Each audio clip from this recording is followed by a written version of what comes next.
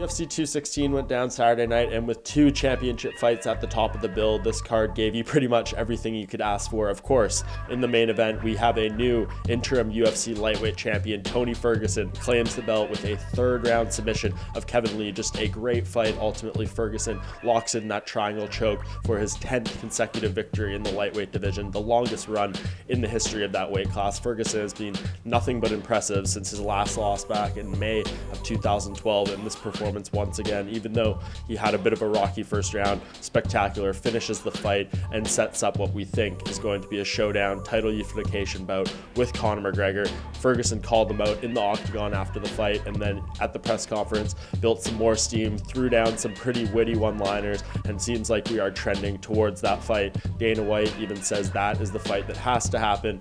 Nixed a matchup that everyone is speculating about against Nate Diaz, so it seems like we could get Ferguson versus McGregor next, possibly before the end of the year at UFC 219. We'll have to stay tuned to that. But in terms of the co-main event, Demetrius Johnson just finishes another UFC championship fight, breaks Anderson Silva's record for the most consecutive title defenses in UFC history with his 11th, and this one was probably his finest to date. He submits Ray Borg with one of the most beautiful takedown to submission techniques you will ever see in your life. Just an unbelievable sequence by Johnson to finish this fight, really putting a capstone on that record. And he has gone through pretty much this entire weight class. There's very few new challengers out for him. He seems reluctant to change weight classes, so we're going to have to look at some other upcoming matchups and probably wait a little bit for his next opponent. And I think it has to be the winner of the UFC 218 fight on December 2nd between Henry Cejudo and Sergio Pettis. I think those are the top two guys right now behind Johnson. Of course, Cejudo lost to Johnson not all that long ago,